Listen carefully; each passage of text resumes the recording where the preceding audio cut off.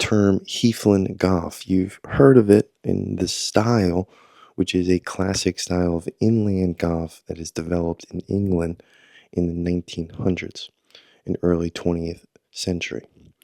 Played on sandy, free draining soil covered with heath, gorse, or pine trees, Heathland courses combine elements of link golf with a structure of a parkland layout.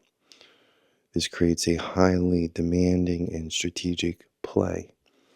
As golf has expanded from the coastal links, it is then moved into a rough and natural type environment inland.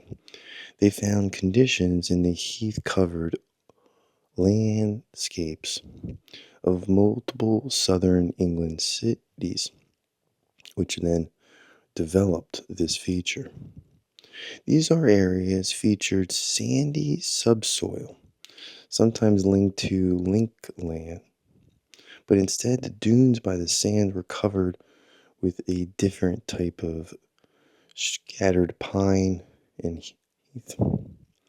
This gave the rise of a new category of courses, not coastal courses, not parkland courses, but something of its own uniqueness.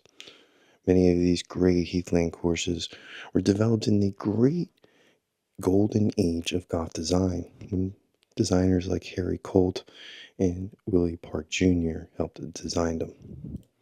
So what really makes them so different? Well, what defines a heathland course would be its sandy, well-draining soil, its firm, fast-running fairways, its heath-lining holes, or pine or bark trees, its natural-looking bunkers, and its rolling but dramatic terrain, its strategical shots off the tee.